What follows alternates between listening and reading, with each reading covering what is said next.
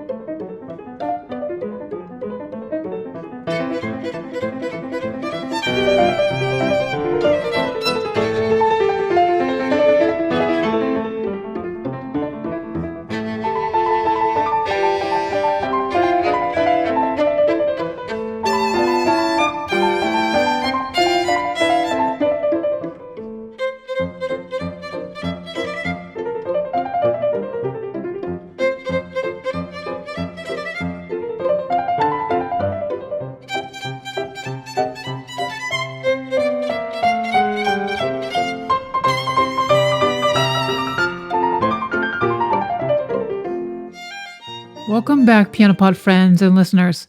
Today, I am so thrilled to introduce a truly remarkable artist, Dr. Isabel Pérez Dobarro, one of the most internationally recognized Spanish pianists of her generation. She is also a passionate advocate for women composers and a champion of sustainability in the arts. Isabel's dedication to promoting the music of women composers, supporting the United Nations Sustainable Development Goals, and performing a wide range of piano solo repertoire has made her a prominent figure on stages around the world. So I'd like to share a personal connection to Isabel. First of all, toward the end of last season of our show, I invited all our listeners to recommend guests for Season 5, and one of our Season 1 guests, Chantal Balestri, suggested Isabel to be on our show. So a big shout out to Chantal if you're listening, and thank you so much for taking the time to fill out the guest recommendation form. So anyways, going back to Isabel, I also had a pleasure of working with her years ago through the Piano Teachers Congress of New York, which I mentioned quite often during the show. And this was back when Isabel was living in New York City. So for this reason, I'm very excited to have her with us today and catch up with her. Anyway, to all our first-time listeners and viewers, welcome to the Piano Pod. I am Yukimi Song, a classical pianist and educator and executive producer of the Piano Pod based in New York City. Whether you are pursuing a piano career, working in the classical music industry, or simply passionate about piano music, this podcast is your backstage pass to the fascinating world of the piano. In our bi-weekly episodes, we have engaging conversations with guests making waves in the classical music industry. Our mission is to build a vibrant community that embraces fresh ideas, ensuring classical music stays alive and relevant in our modern world.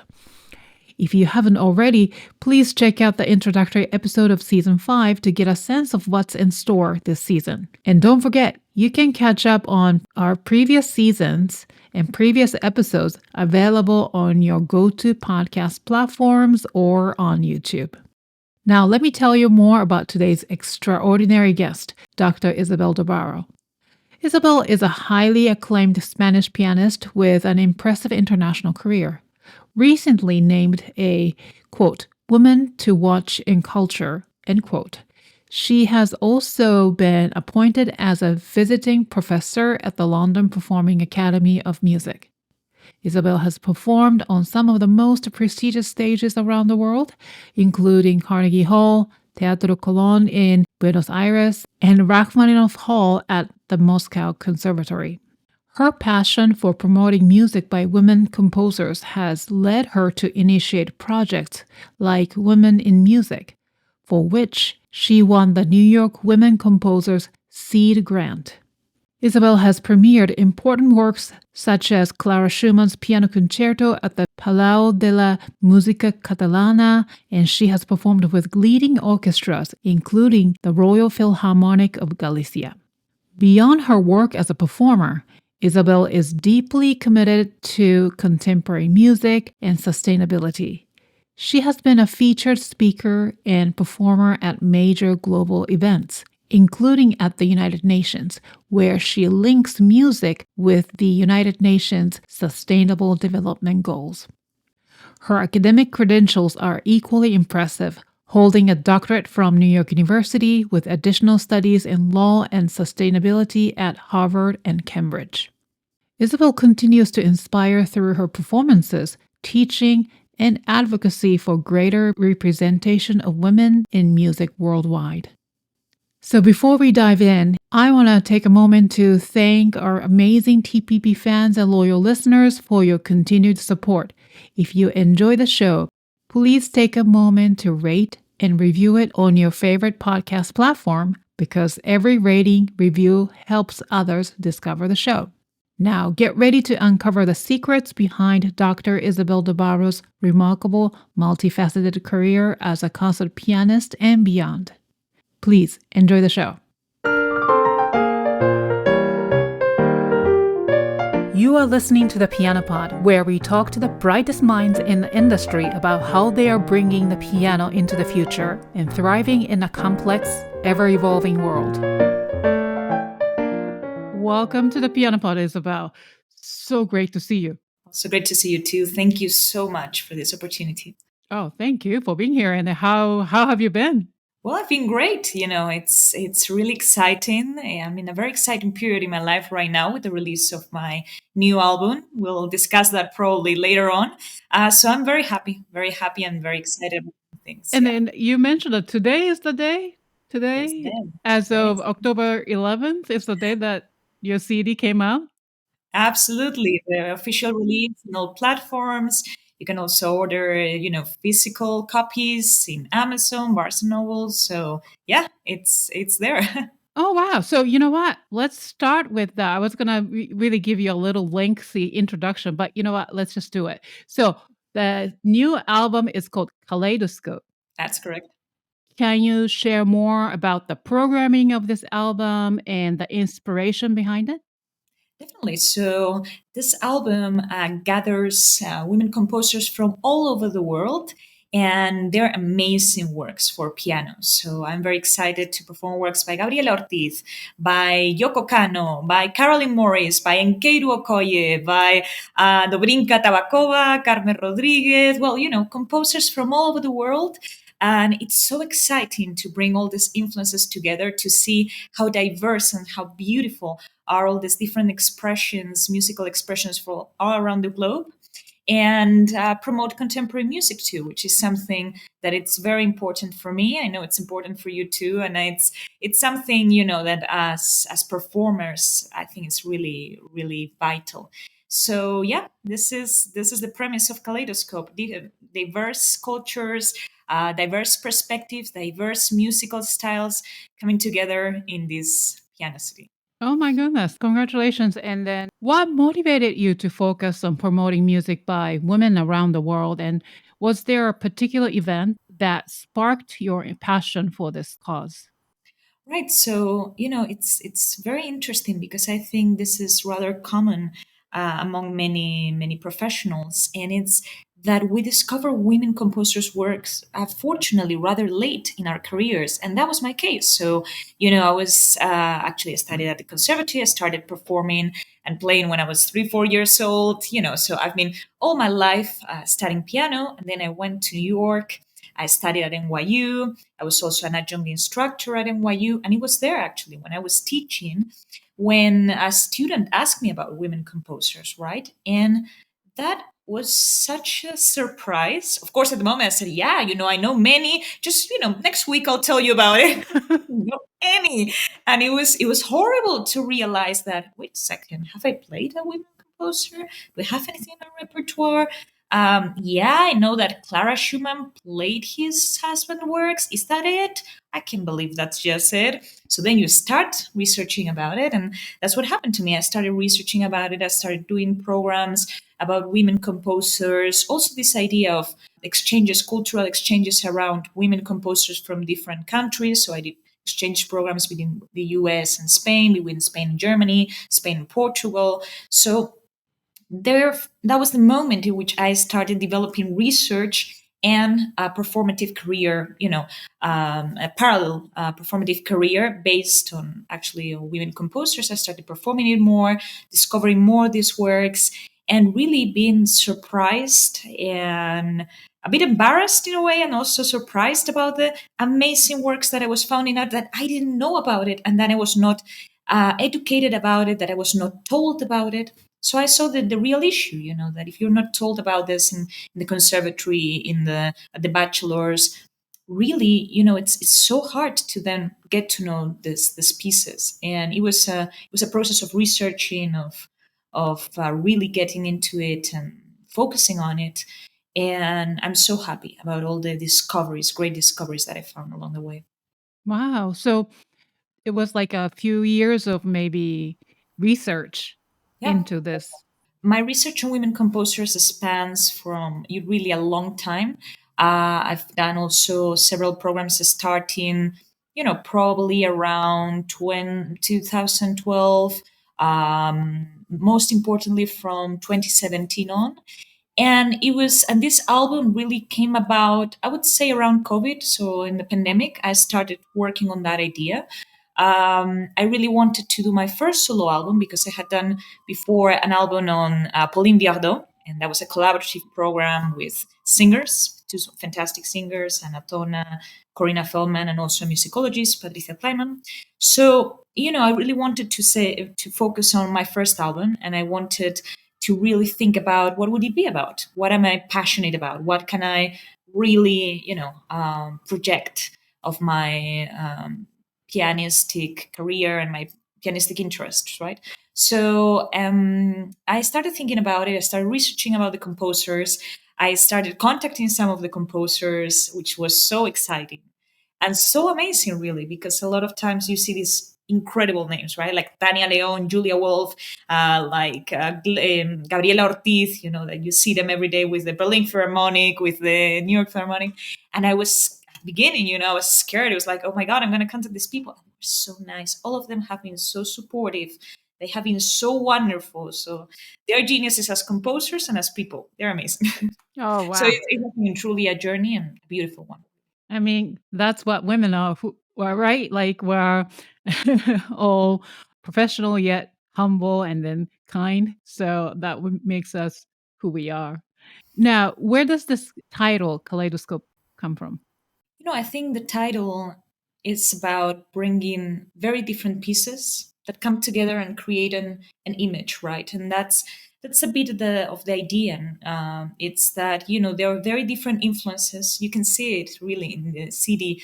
You can see influences of Argentinian music, of African rhythms, of Latin rhythms. Like it's all over the place, and you can see all these influences in there. For instance, the Spanish piece is inspired on a traditional song of my region, which is Galicia.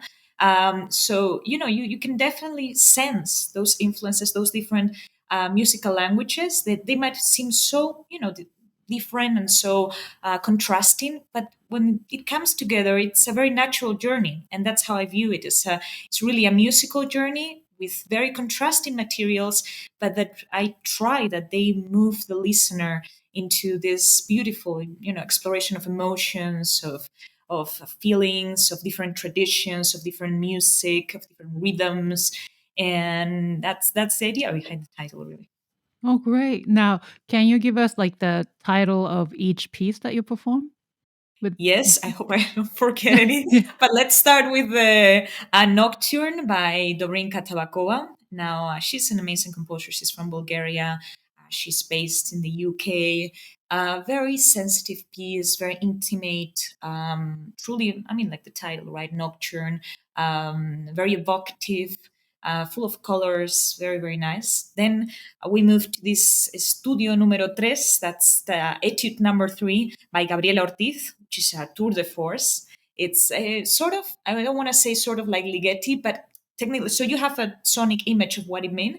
But her language is so personal that she just moves beyond that, and she brings all these Latin rhythms, these amazing harmonies, these contrasts. Is unbelievable and really an unbelievable piece. There's also Blue Ocean by Caroline Morris. Caroline Morris is an Australian composer. She is also very well known for her pedagogical work as well as performative work.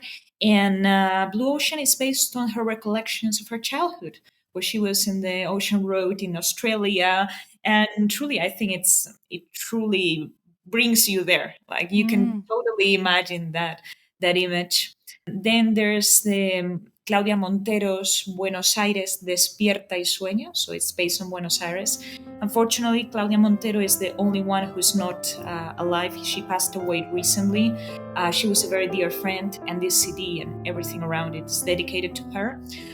It's such a beautiful piece, such a beautiful melody. It really stays in your heart, and it has some elements that you can perfectly recognize this harmonies from tango, and it's really beautiful.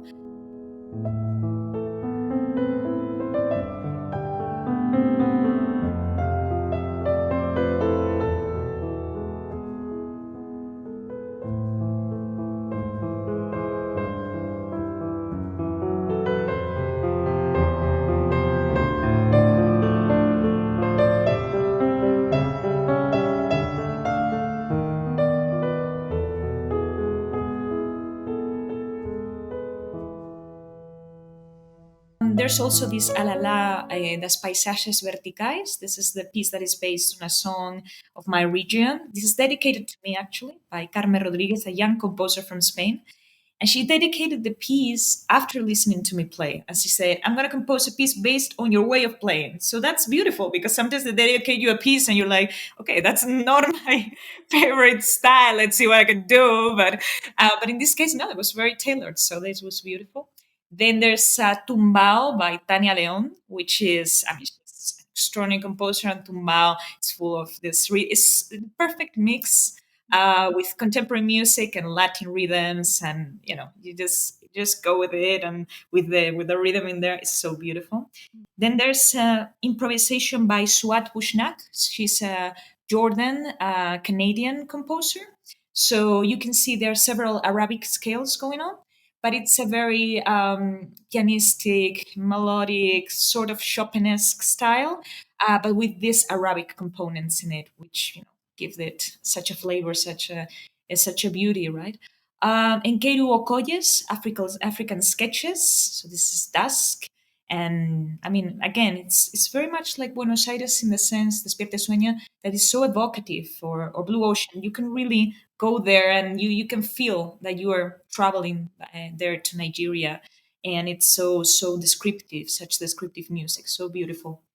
Then there is, I don't want to forget anyone, because there are a lot of pieces. There's, of course, Yoko Kano and Hana Wasaku. Beautiful piece. It's dedicated to the victims of the 2011 earthquake, Japan.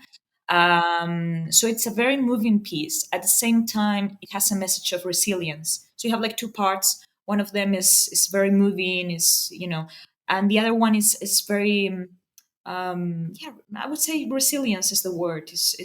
It has this spirit of moving on and move forward, and we can overcome anything. And you can see these two contrasting ideas happening, which it's beautiful. And then we have Karen Tanaka, who's a Japanese composer. She's based in Canada, and she has this water dance, which again, it's very crystalline, very, you can tell, there's this water influence. And two American composers, which are Julia Wolf and Caroline Shaw, as you know them, Pulitzer winners, Grammy winners. And I'm playing Gustave Legray, which is fascinating piece, truly a journey. That's the longest piece of the whole CD, around 13 minutes, and it's based on the photographer Gustave Legray. and it has a little surprise in the middle. So I invite everyone to listen to this piece, because in the middle you're gonna find an amazing surprise that you'll recognize probably. And so yeah, put it in the comments if you recognize the surprise there of Gustave Le Gray.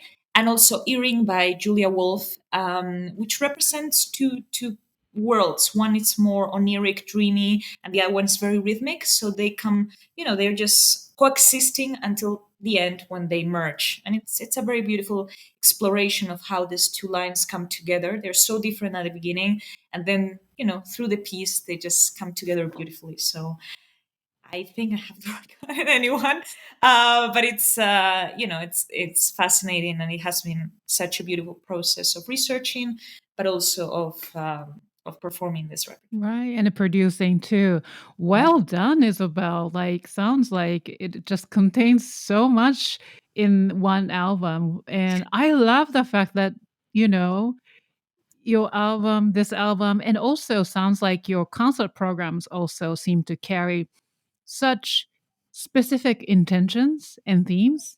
And Hmm. I actually recently had a pleasure of interviewing Jet Disler. Yeah. He's a composer and renowned music critic, and also he's the very famous radio show host of Between the Keys. Now, he emphasized the importance of programming, so we can sort of compare it to conceptual art in the visual arts industry, and then so where intention behind how pieces are curated and presented can transform, not just our lives, but the audience's experience too. So in your case, how do you approach programming for your album, and even like the past albums that you mentioned, with singers and performances? Do you have a particular process of curating works that tell a story, convey a message?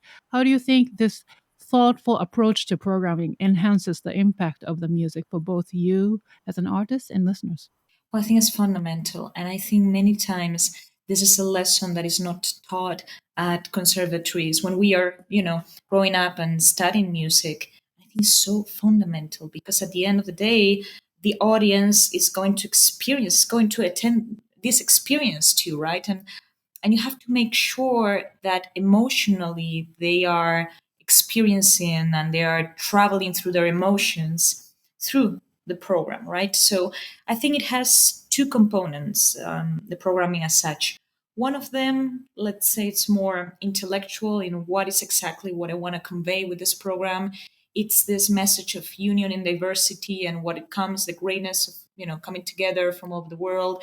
It's how can I convey some matter related with sustainability, that how can music enhance that, the understanding of that, or raising awareness.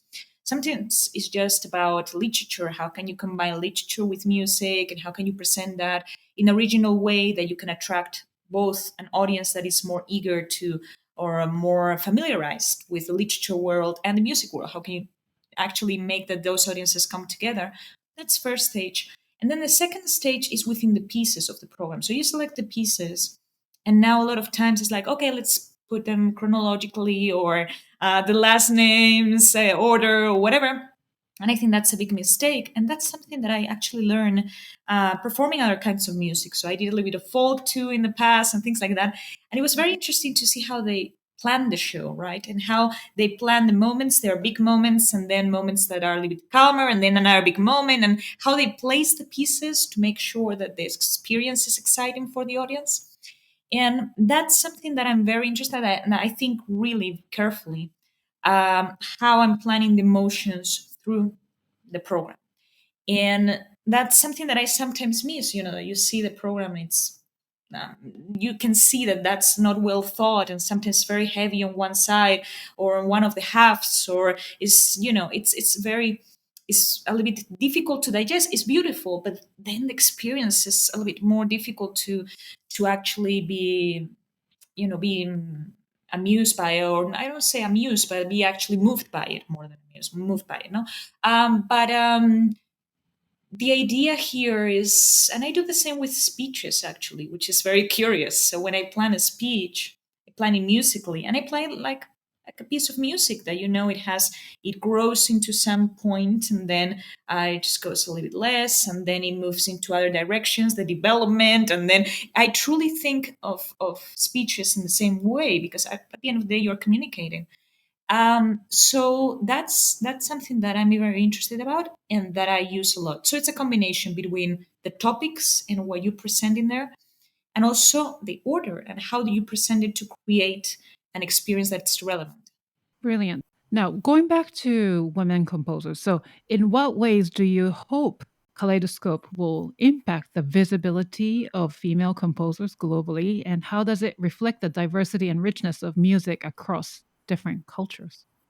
Yeah, I think that women composers are underrepresented in programs, but then women composers from certain continents are underrepresented from this underrepresentation. So, it's also scale, and there's such amazing music that it's really what Kaleidoscope wants to bring is, hey, here you have these extraordinary composers all around the globe. You have these beautiful cultural influences that come together through this work.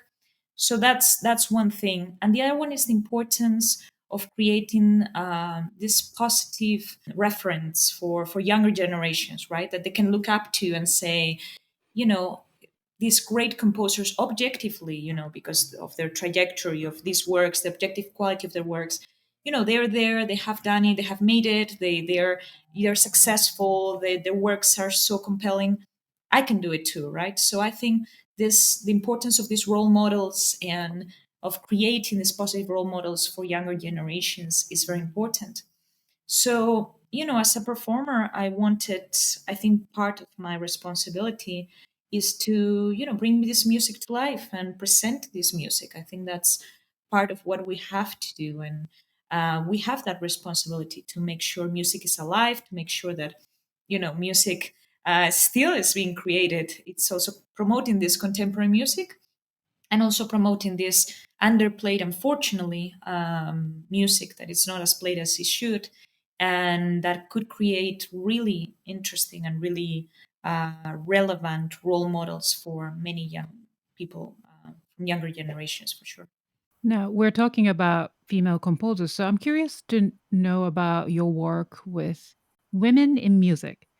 So that's an initiative I created with mezzo soprano Anatona, and that was based on musical exchanges between countries. So before Kaleidoscope, there was this little steps, until getting to this major project of Kaleidoscope, and it was very interesting because you could see the differences between actually the different countries and the contemporary scenes in each country, and how beautiful it merged together in a concert. They met, and many of these concerts went to the other country's concert. So it was many of these composers, so I went to the other country's concert. So it was beautiful because the composers themselves met. It was a matter also of creating this network of composers, of women composers, and I think that was the idea. The idea was to create connections, create this network, make this beautiful pieces visible, and also reflecting the beauty of bringing this different perspective together. So, this initiative help you shape your artistic journey, but also program Yeah. for this CD album? I think so. I think that exploration and that, because we had to contact the composers, we had to look for the music. We were honored that some great composers composed work for us, which was beautiful. So, we had Alexa Babakanian, Pamela Sklar, great composers that dedicated works to us, Sonia Mejias. So, that's very beautiful because you're also promoting the creation of new music when they compose for you, right? And when you have these opportunities to showcase this work, then you are contributing in a way to this creation. And yeah, I think that was the initial idea. And then the second idea was, hey, I've done this with certain countries, but let's expand this vision. Let's try to make it as global as possible, and yeah, see what happens. And here's where Kaleidoscope came about. That's wonderful. So, before this CD, before even this huge surge in, let's say, diversity in classical music, which was around 2020, in 2021, you were already starting this journey of promoting female composers, women composers, right? So now, then, what sort of obstacles have you encountered in promoting the works of women composers, especially in classical music industry that traditionally spotlight dead male composers?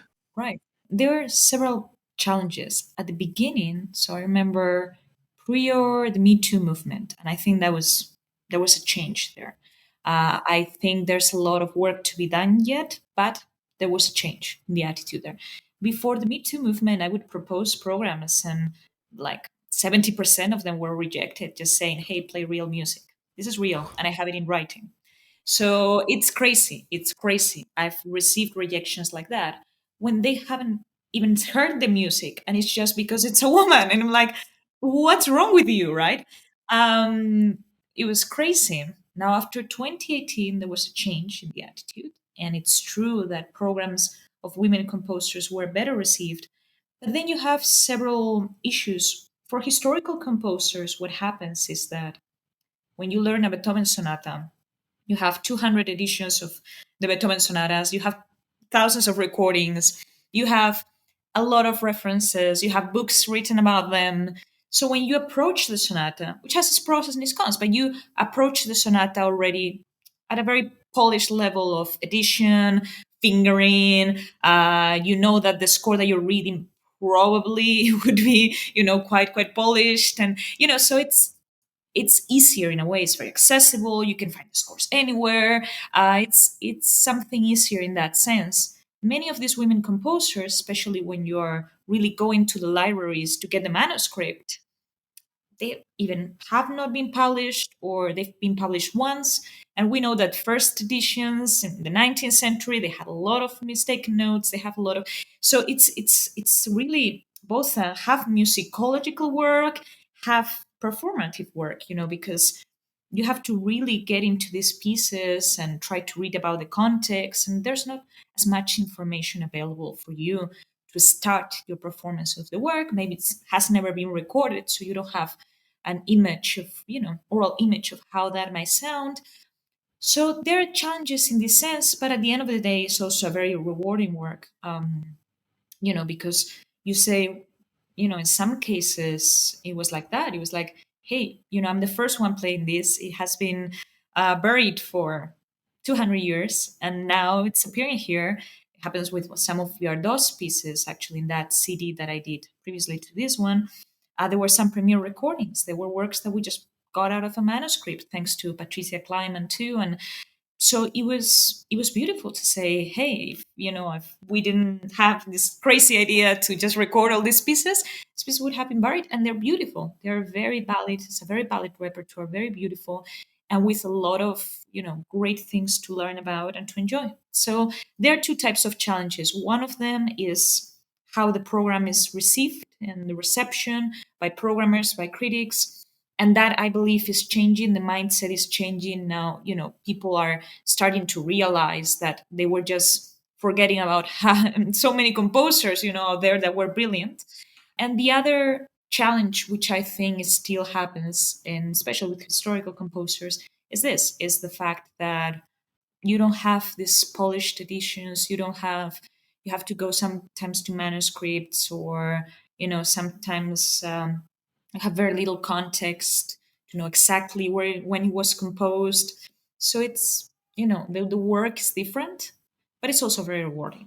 So, speaking of rewards, so could you share any positive and memorable experiences through this project? Well, I had one very recently, and it was so beautiful. It was at the Teatro Colón, so in Buenos Aires, and that's a huge theater. Like, that's really major, no? And everyone stood up at the end of the concert with bravo, standing ovation, with the program, with Kaleidoscope's program, right? So I was very fascinated because, it's a program that many people won't know many of the names that are in there. They're experiencing this music for the first time. Some people may know me, but perhaps many people there didn't know me in Argentina. So it was amazing to see how moved they were, and that they were cheering, and it's such a huge place, with such a tradition.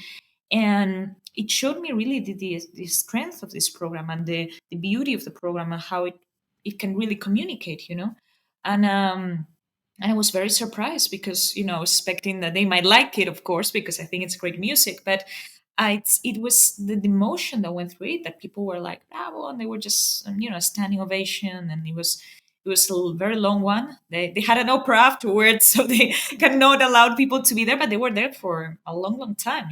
So it was really, really special, and I experienced that also. I remember in another concert in a city in Spain, that the programmer was so fearful. I'm not going to say the name exactly, but the programmer was every day calling like, are you sure you want to play maybe Mozart or something? And I'm like, no, I want to play this thing. And you're going to see they're going to love it. Well, what happened is that people loved it. And afterwards they came there and they were like, they came afterwards, to me and to speak to me, and they were like, wow, what a discovery. This was truly a journey. Thank you. I'm going to listen to these works now. So I love that. I mean, I think that's so moving that it's Mm. creating all this. Wow, congratulations. Well deserved too. And I'm sure your genuine, display of emotion also spoke to your audience too.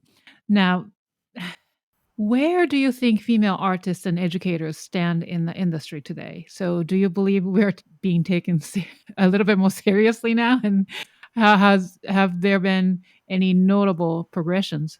I think there are notable progressions for sure. I see it, in women works being performed, female conductors that are conducting. So roles that were usually associated to males, and that I find that there was a bigger rejection to actually accepting women. I must say that we are quite fortunate that in the piano world, there have been great women pianists since the 19th century. So there is, because of the piano and what it meant in the 19th century, um, and what it meant for women in the 19th century, which is a very interesting topic. On one side, it was like, hey, all women have to know how to play a little bit of piano. But yeah, on the other side, there were women professors, women teachers in the 19th century who were earning money already and were having economic independence thanks to the piano.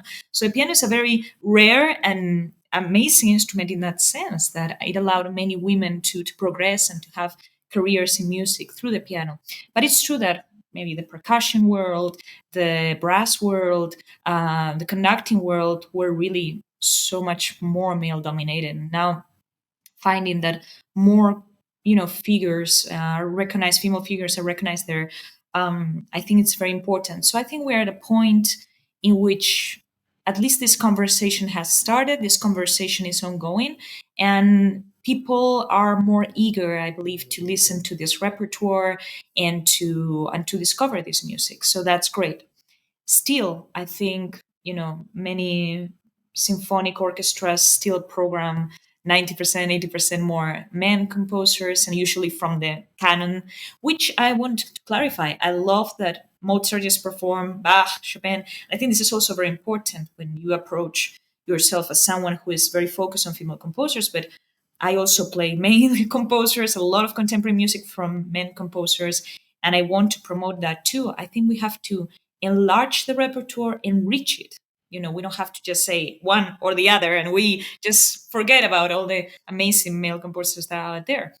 But I think, yes, in this sense, I think the audiences are more aware of the topic and therefore they're more eager. But still, I see in big programming, still we are far from the point that we should reach ideally in this sense. In education, I think curriculum are becoming more, again, conscious, or universities are becoming more conscious of these issues in the curriculum, in the traditional curriculum, music history, music analysis, and that they are starting to change that. I feel it. Still, I think it's an ongoing process and might not be an easy process. But again, I studied back in the day that Clara Schumann was Robert Schumann's wife who played his pieces, and that was what I learned. And that Nannerl Mozart, yeah, played with Mozart and then disappeared, and that Fanny Mendelssohn was Felix Mendelssohn's sister, and that's it. And those were the ones you knew because they have that last names, but otherwise you don't know about the others at all. So, I think more and more conservatories, universities are more conscious of the importance of incorporate women composers into history classes and also in the regular programming, and to make visible their contributions. I think there's a change. Still, there's way to go. Yeah. Now, do you plan to perform this repertoire, the entire program, more often in a Yeah, concert so hall? that's the idea. We're planning presentations everywhere, hopefully soon in New York, where just closing some details. But yeah, that's the idea. And the idea would be that the program, that I travel with the program live, at least in the countries of the relevant composers, of the composers that are part of the city.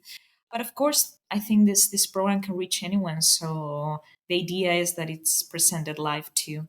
And there's a component I like very much. I like very much talking, as you can yes, but I like to present the pieces before the concert and before performing them. Just, it's not that it's just a lecture recital every time I play, but at least certain little details, because I like to enhance the audience's experience.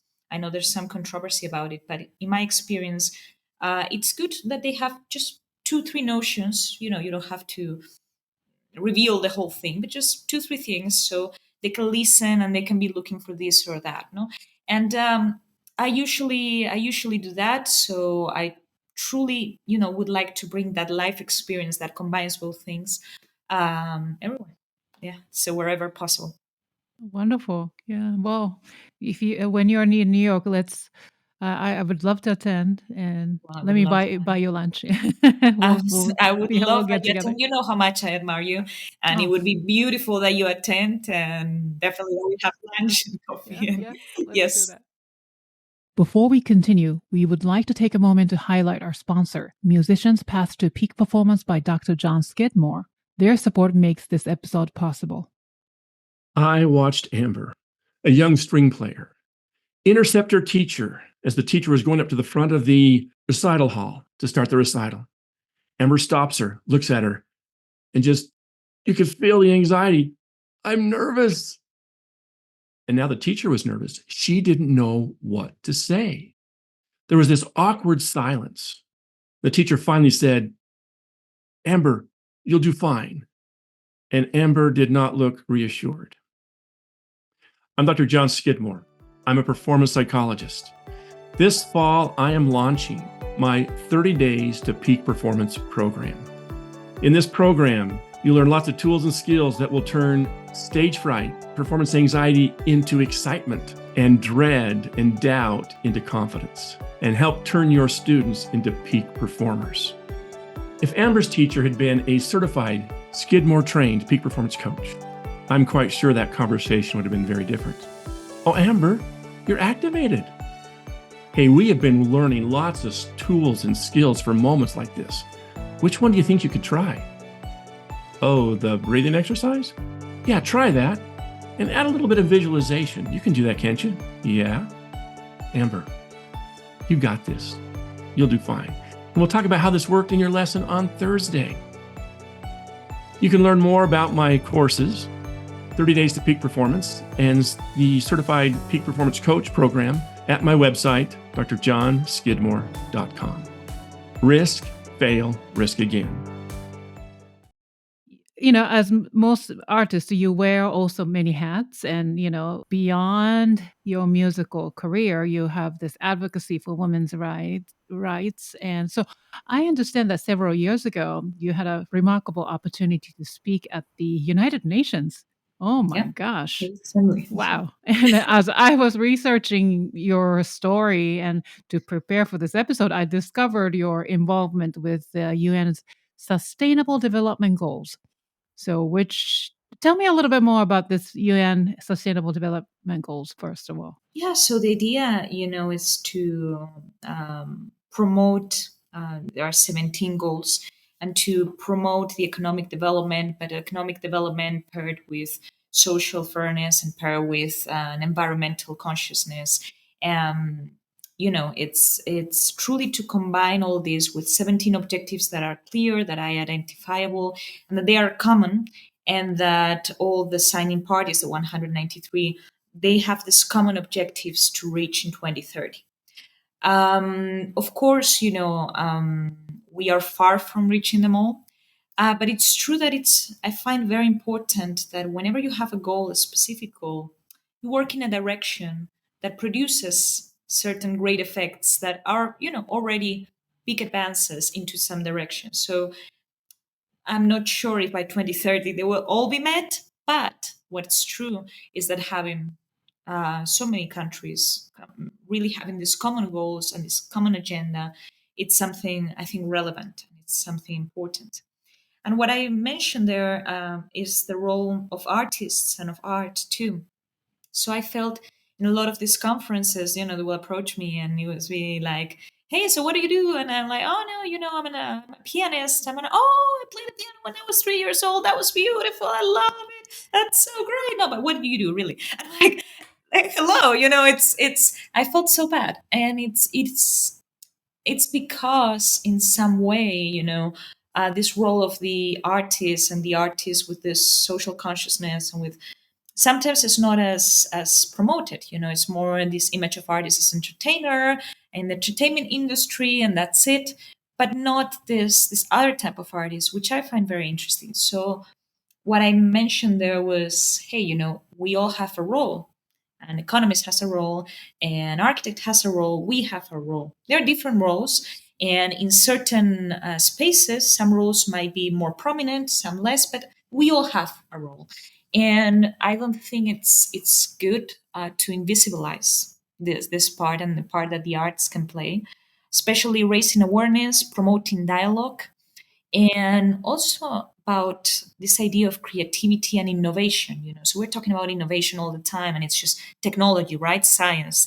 But innovation is creativity, creativity is art. So at the end of the day, art has also a part to play there, and part of proposing maybe outrageous ideas, but ideas that may change the perspective on something, and then let's see how can we get into that specific path, right? So, I think it's about that. It's about understanding our role as artists and what we can do. We're in a very privileged position to be able to present our work to a public, to an audience, larger or smaller, but still you have this opportunity, and I think making a good use of it by promoting these values, it was something that it was and it is something that resonates very closely to my heart. How are you linking music to this United Nations program? Right. So the idea here, for example, let's say when you talk about promotion of dialogue through different initiatives, right, or promoting initiatives through concerts, through in which people that might have might be in conflict, they might come together with the same goal, with the same idea. So music as sports has been widely researched that it's a great vehicle for doing that. Raising awareness in this sense, I'm playing a lot of works related to the matter of sustainable development. Juan Antonio Cimarros, for example, a piece on four courts of sustainable development. Merlin Twalhofen works, which were inspired on data on climate change specifically and how it's translated in a sonic way. Pieces including audiovisuals. So this also has this component, this visual component to it. So again, it's a matter of raising awareness. Why? Because music has this capacity of reaching both intellectual and emotional. And if you really want to take action for something, they can tell you all the data you want. You may understand it and you may be conscious that it's bad. But hey, when there's something that really moves you, is when you really take the action, right? And music can help for that, can really help in that direction. Um, and in terms of innovation, I have this network of artists. We are all very conscious about it. And we are always coming together and seeing ideas and programs. And how can we present in very innovative ways the problems that we're currently at? And how can we present solutions, sometimes in collaboration with engineers, with scientists? So, the idea is to understand music as part of all these processes and not just something that is there for entertaining us and disconnect once the serious matters are over. No, it's truly part of it. Wow. what you're doing is really incredible. And I tried to do research also about it. I published an article at IASA in Vienna, which is a research institute exactly on this, on the role of classical music and sustainable development. So, and I'm really deepening on that, also international cultural relations. In fact, my master thesis at Harvard was about that, about the possibilities of the European Union in particular, as I'm in Spain, with international cultural relations and the possibilities of that at the European level. So I'm very interesting about this intersection of topics in that sense. Yeah. I was going to ask you now, next question. So you mentioned that you studied international relations at Harvard University. You got your another master's Yes. degree. Yeah. So what initially sparked your interest in this field? This was interesting because I mean, these great universities they make a difference in two ways. First of all, the teachers are extraordinary, and but also the conversations that emerge in class and the debates, and you also find very different perspectives, and it's fascinating. And I really wanted to, because having this idea as a musician, say, hey, I want to contribute to this process, let's do it. And I wanted to be informed, and I wanted to really study in depth the language, because and the way of communicating it, because a lot of problems that we might have as musicians is that if we're not trained about any of these concepts in the conservatory or back then, we might have good ideas, but we don't know how to communicate it to the other side, right? So to international relations professionals and to politicians, because we don't speak that same language, because we don't know about that language, right? So they should make an effort to understand us. But I really like this idea that if I was really going to promote this and it was really going to be a part of what I'm doing as a musician, it should be in the possibly most informed way, or at least as much as I can do with the time that I have, etc. So that's why I really wanted to study this in depth, because um, as I am a researcher too, not only a performer, research for me is very important, and trying to give an opinion based on research and based is for me it's part of the process. So I didn't want to just, be giving speeches about this at such general level without truly studying the language. And I think we can be more effective communicating all this. We know how to approach this sector, this work. That's quite unique and interesting, your approach to be an artist. There's a distinction between artisan and artist, right? And yeah, we all thrive to be artists, although there's the importance of craftsmanship in Have to play what the we notes. do.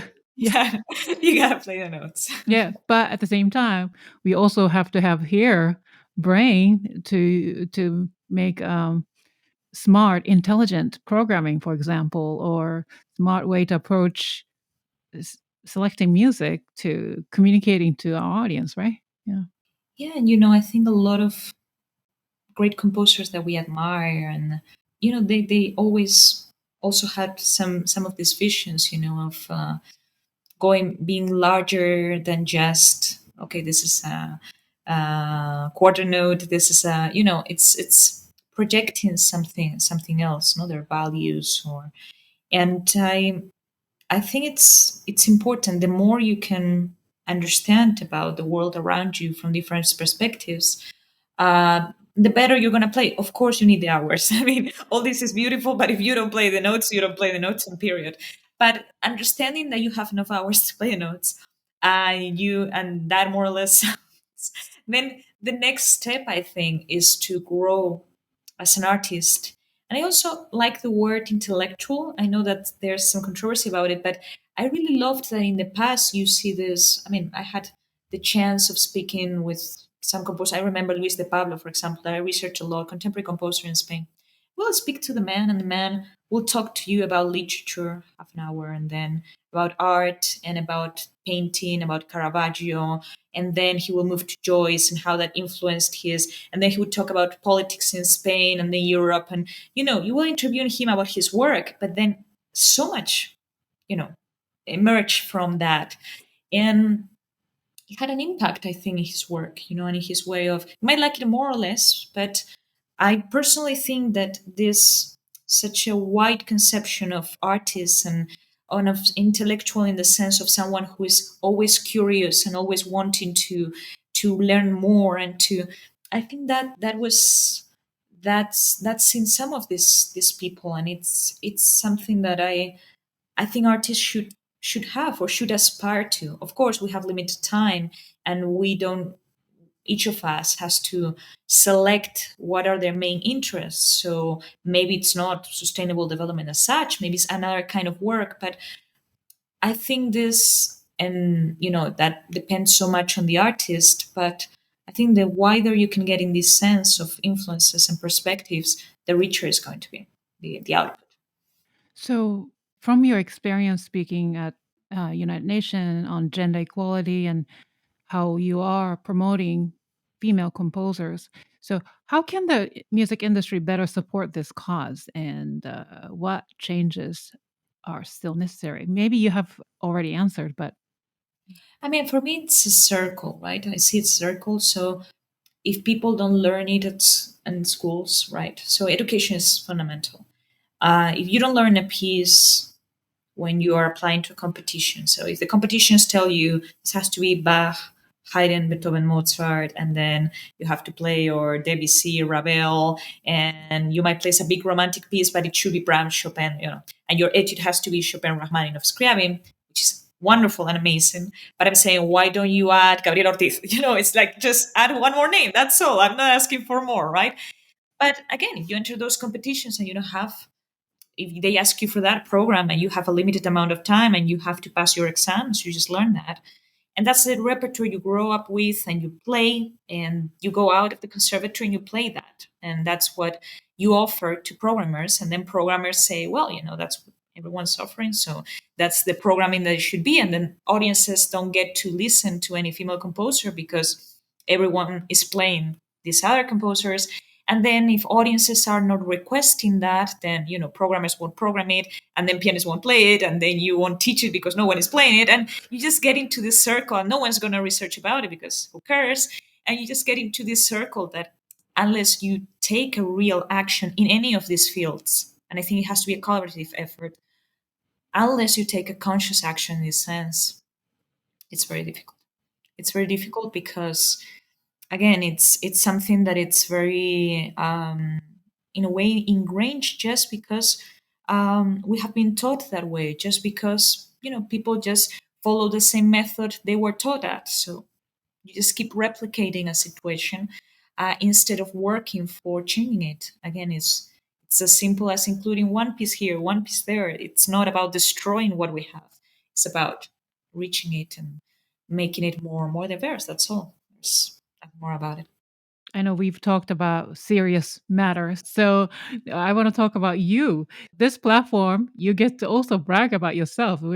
That's one of the purposes of this platform. So I would like to know personally about the highlights of your career as a performing artist. Yeah. Like, do you have any memorable concert? There are a few of them. No, I mean, I've been blessed to have the opportunity to play at big stages, Carnegie, Palau here in Barcelona. I've done also Teatro Colón. It was beautiful also to play at Villa Viardot, for example. So they're big theaters, but also these places that have such a historical background to it.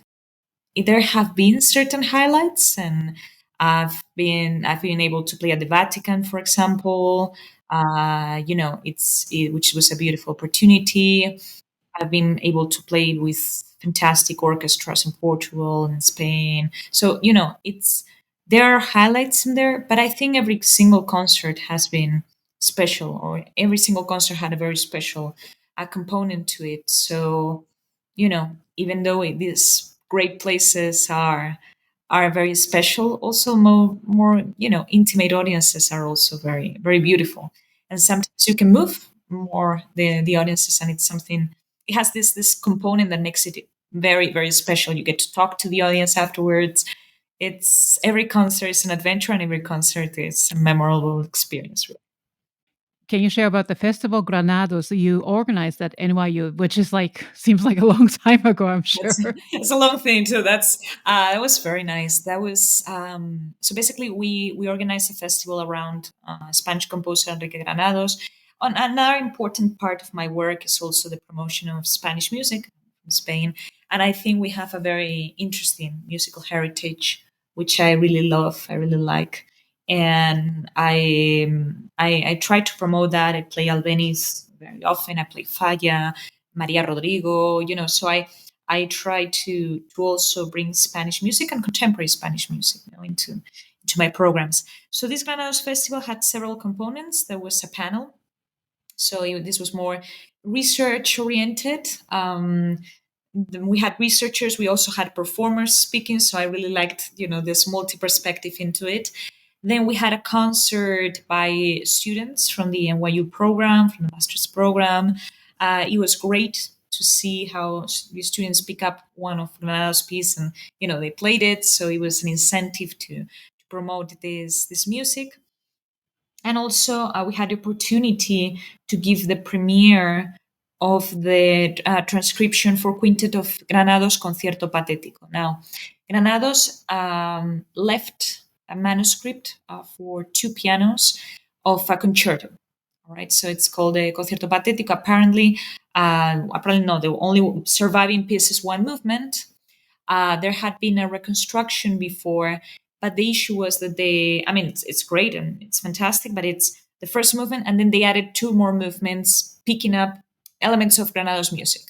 So that's a personal choice, but we wanted to just do the movement that was remaining. We just completed. Sergi Casanella is a fantastic composer who is at NYU. He completed only 3 bars at the very end just to conclude it in the tonic, just after all that. But that was basically what he did. And also the great transcription into a piano quintet, which was his work, and it was brilliant. But yeah, the idea was to bring this concerto back to life. And it was very interesting. It was done at Steinway Hall, and it was very, very nice. We also had the collaboration of a Spanish designer, Agata Ruiz de la Prada, which I got to wear her dress designed by her. She's very renowned. So it was really beautiful, and I felt very, very moved because, again, one of my goals as an artist and as a Spanish artist is also to promote my country's music, and I feel very proud of the very rich repertoire that we have in Spain. Sure. And, in fact, the last episode was Haik Yeah, Arsenian. He is an he's nice. Armenian yeah, pianist, but Yes, he has a extensive research on Antonio Soler. yes, yes.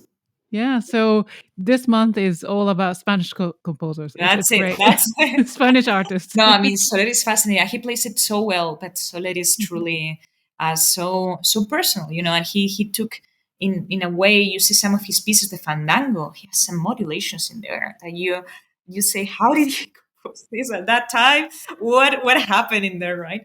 And it's a fantastic composer, and there are a lot of composers around that time, also around Scarlatti at that moment in Spain, Nebra. It was a beautiful moment, and also Spain at the time, Farinelli was established there, so it was a major opera center. So it was a very interesting period, and Haik plays it beautifully. So Yeah. You spent quite some time in your earlier career plus education in the United States. And now that you're back in your native country, Spain, and you're so in touch with your roots, right? How do you hope for others, like musicians and also maybe students, will perceive and appreciate Spanish music? Hike Arsenian mentioned about this really specific, such a distinctive characteristics in Spanish music. Like you can really, in a second, you can say, "Oh, that's Spanish music," right? right, Because that's true. That's true. yeah, how do you want other people to appreciate Spanish music more? I think Spanish music, it's very identifiable. That's true, and it has a very distinct character, and I totally agree with Haik there. And it also has a lot of complexity. And I think a lot of times, we're thinking about Arthur Rubinstein's recording of the Danza Ritual del Fuego, with like with hands like that. And he's amazing. He was incredible. And it's a beautiful recording. But I think there's a lot of like show in there, right? And I think Spanish music is truly full of drama, full of so many emotions, right? Flamenco, if you think about it, which is the baseline of many of this music, the stories are like super dramatic. It's like, you killed my father, therefore I'm gonna kill you. Like really drama stories, and then you were with my sister, and then I have to kill you back, and like all these things are crazy happening, like soap operas, but like you multiply by 20, right?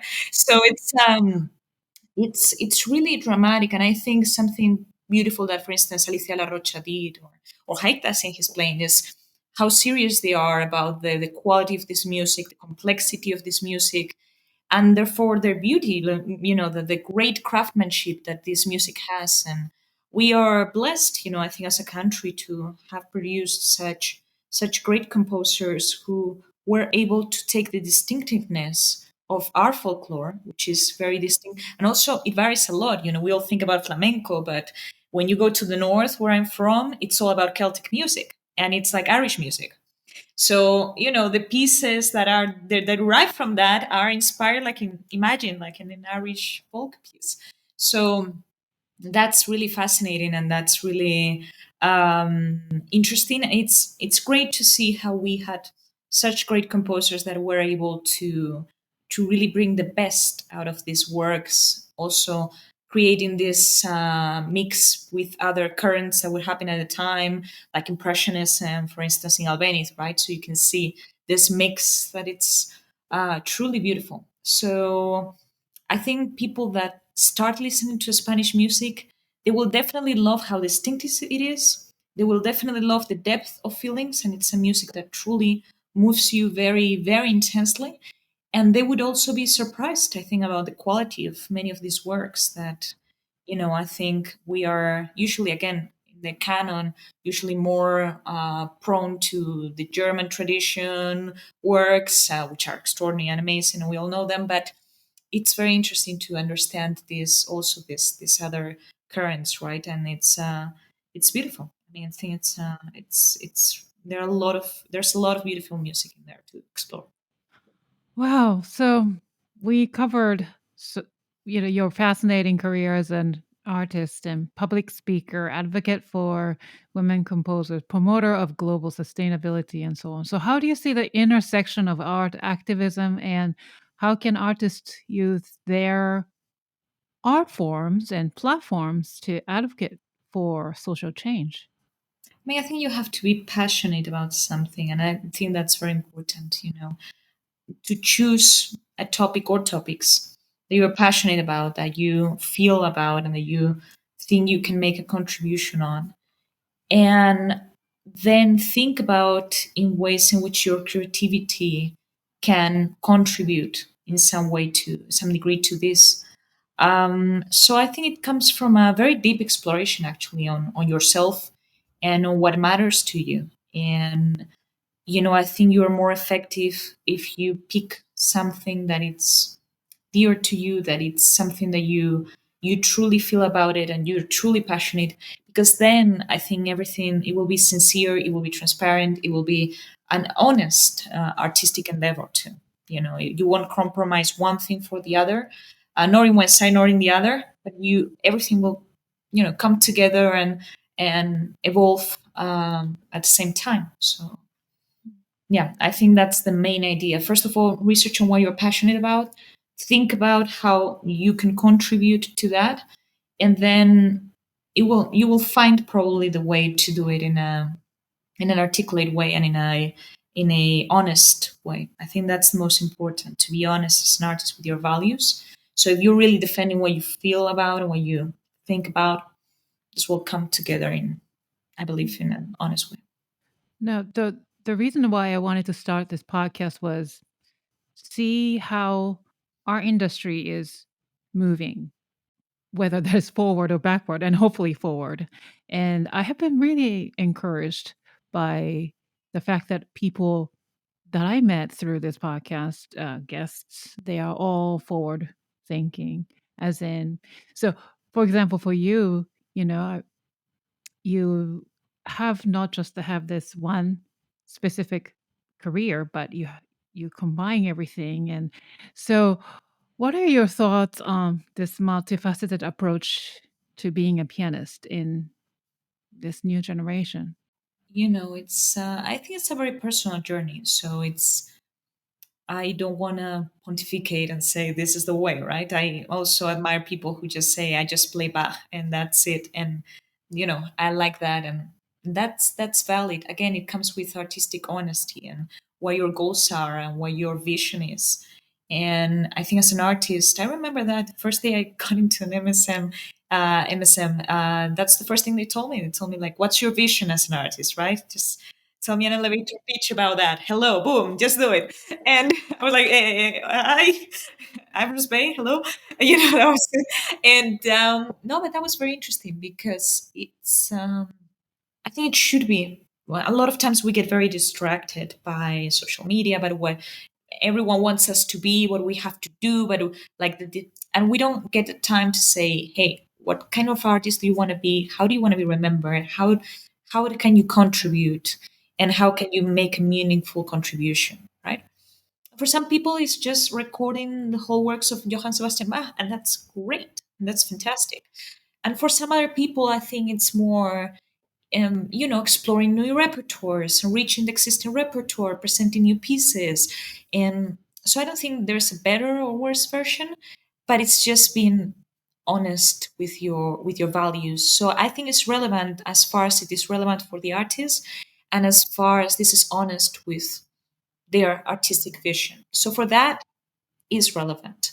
And I'm glad that many people are actually, taking this path, but I also respect a lot are people that just say, hey, this is all I want to do. I just want to record Scarlatti and that's it. And that's beautiful. That's amazing. And that's their vision and what they want to communicate. At the end, that's what we want as artists, communicate certain emotions, certain values.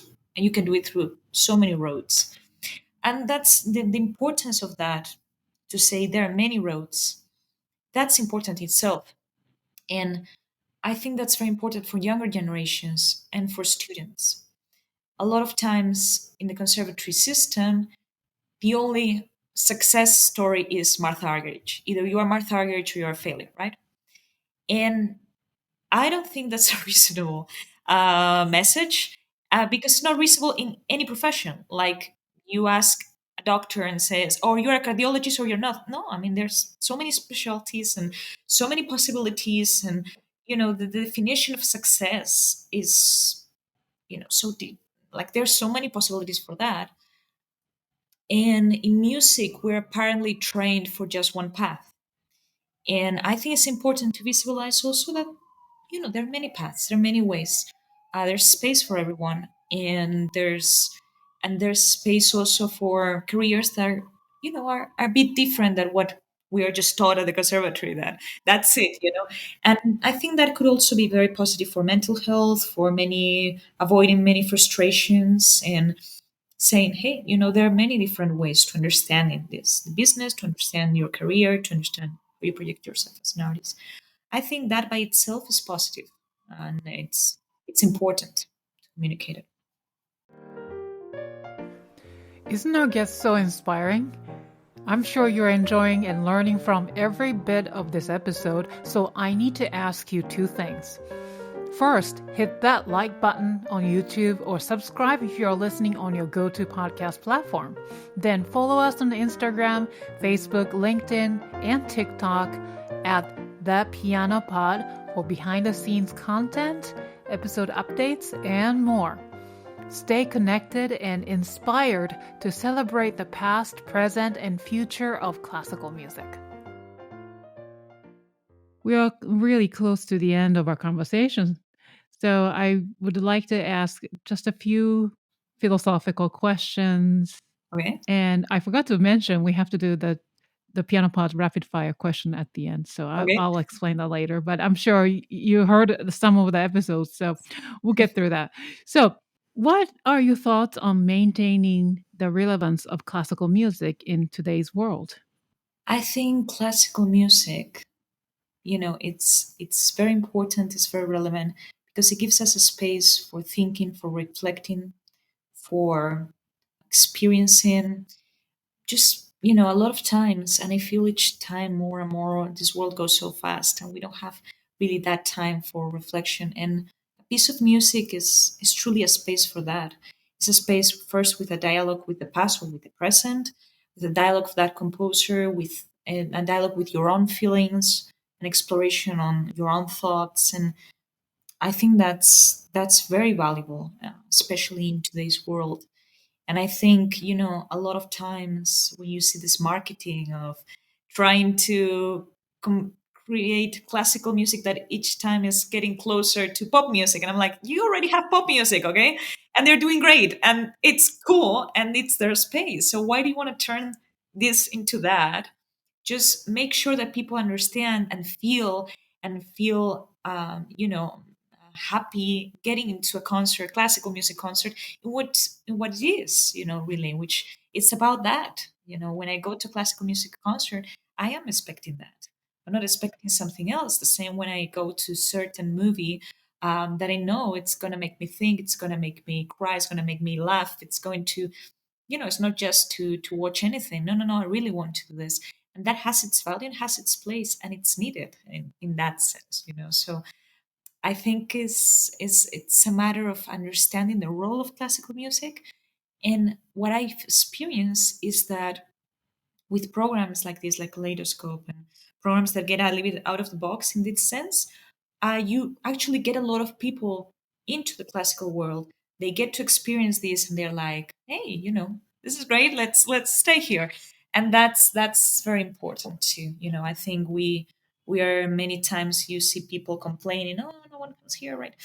Well, sometimes it's because we offer them some products that we perhaps have to think more about ways to attract audiences, but to attract audiences without losing what classical music is and the effort, the thought that goes with it. I don't want to turn it into something that it's not. What is your thought on our duty as a classical musicians to the society? We have many duties. I don't think it's just one. First of all, is to communicate at an emotional level, communicate values, communicate thoughts, communicate to make them feel emotions about the pieces that we're performing. I think that's our first role. There's a second role that I think it's the responsibility that we have as public or semi-public figures, or that we are known, let's say, in smaller or bigger environments. And in that sense, I think we have a special responsibility. And our goal, is to truly be an example of certain values, or I feel so, of the value of discipline, the value of work, the value of effort that comes into playing a piano. Like you play so well because you've been trained for so many years and you've been working so hard. And I think those are positive values also, and that classical musicians should bring in. And I think this interaction between intellect and emotions has a lot of possibilities for raising awareness about current issues. So that too, what we were speaking about before, right? So that role of proposing new ideas, of rethinking things from a different perspective, well, that's also a role that art can have. Once again, I want to congratulate you on your new album, Kaleidoscope, and I feel so honored that this is one of I guess, the first interview uh, Yeah. about your Oh, the album, first. and today's the day of release. I feel so honored. So thank you so much for showing up today. So beyond Kaleidoscope, what are there any upcoming projects or collaborations you're excited about, or maybe concerts? Yeah, so I have this upcoming concert at Bram's house, and I'm going to play with my husband, who's a great flutist, Ruben Torres. So very excited about our duo, and also we're playing solo and duo. And the solo is Brahms, Paganini, and several Polimbiardo pieces, so it's real solo. And we're playing also Brahms Sonata number 1, transcribed for flute and piano is the Viola Sonata, but transcribed here for flute, and also the Clara Schumann romances that we are playing also in flute. They are originally for violin, but they sound beautiful in, in flute.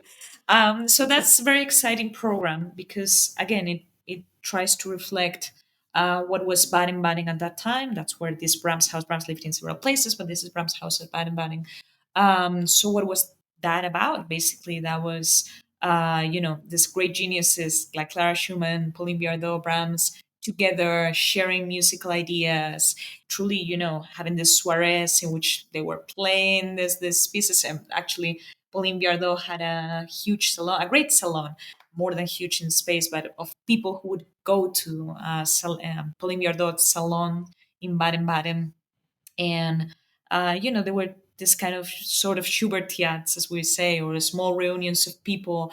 And there were concerts there. So it's really exciting to bring all that back to Brahms house.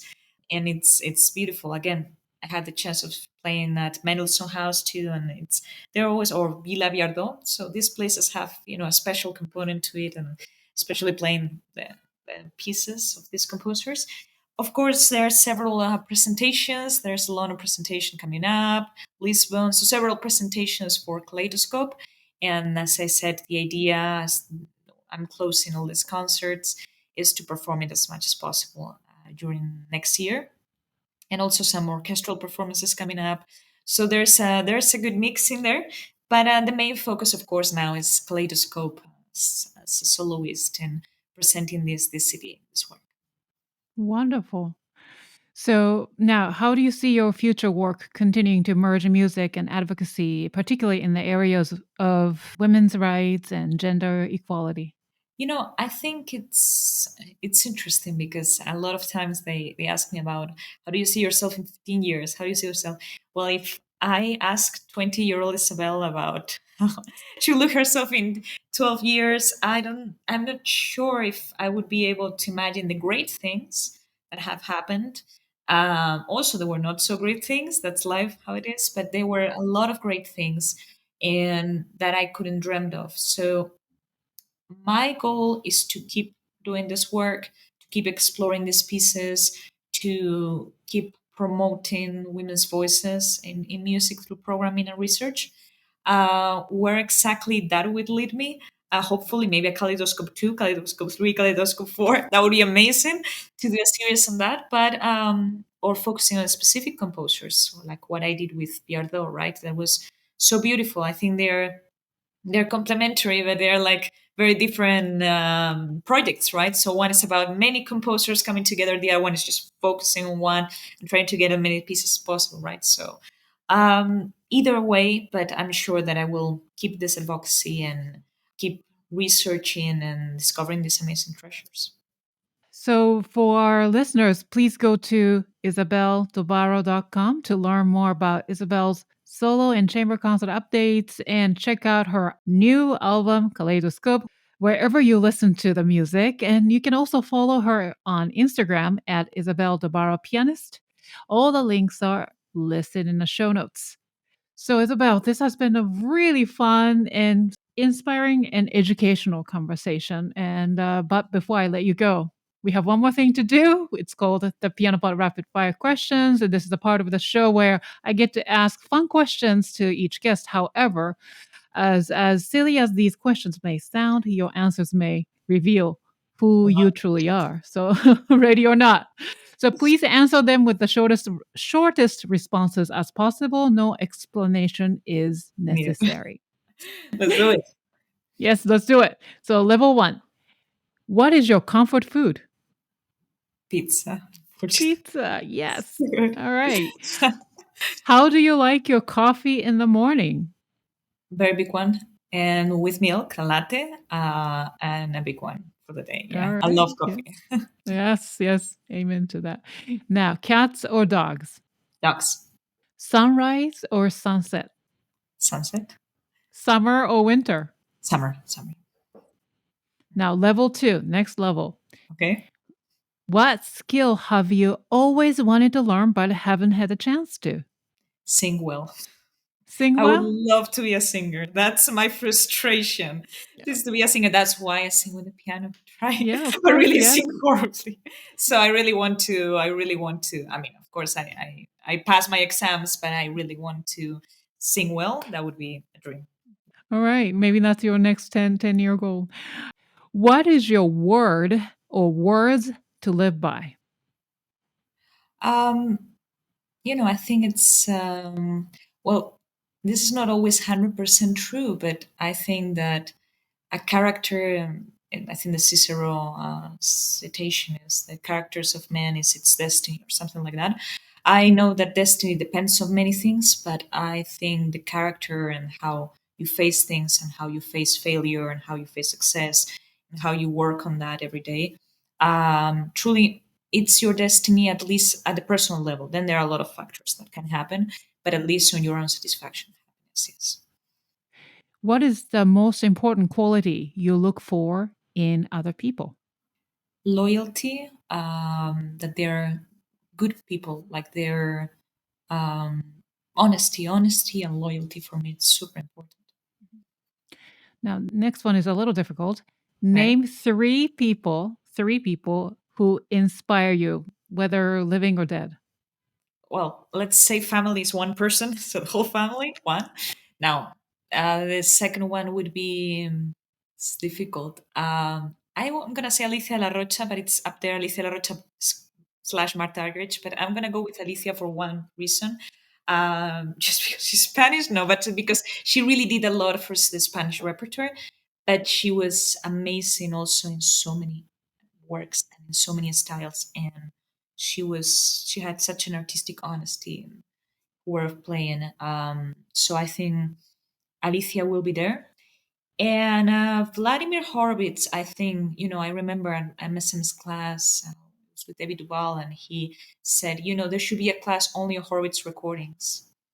And at the time, I was like, sure. Now that I listen to so many of his recordings, every time, each time more, I say, wow, yes, definitely each recording of Vladimir Horowitz is a lesson. And every time you listen to his playing, it's so striking, so full of energy and such a power, and and also brilliant in the way of his originality, and his personality playing. So I adore his playing. I mean, there would be Hoffman, Rubinstein, Yeah. Teresa Carreño. You can name it, like there are like a thousand of them, but let's pick Yeah. these two for now, for Okay. today. Just for Yes, for today. Yes, sounds good. All right. So two more to go. So name one piece in your current playlist. Well, I'm in a Rachmaninoff mood right now, so besides Kaleidoscope, that should be in every playlist. Right, I'm in a Rachmaninoff Opus 23 number 4 mood. Now, last question. Fill in the blank. Music is blank. My life. Your life. Amazing. Thank you. So that wraps up this episode of the Piano Pod. Thank you, Isabel, for joining us today and sharing your stories, insights, expertise. And once again, to our wonderful audience, you can learn more about Dr. Isabel Dobarro and her amazing work through her website at isabeldobarro.com. And thank you to our faithful fans and listeners for joining in. If you enjoyed today's episode, please rate and review it on your go-to podcast platform. Please remember to hit the thumbs up button to subscribe to my YouTube channel if you're watching this episode on YouTube. Follow the Piano Pod on social media to get the latest piano news via Facebook, Instagram, TikTok, and LinkedIn. I will see you for the next episode of Piano Pod. Bye, everyone, and thank you once again, Isabel. Thank you very much. Thank you.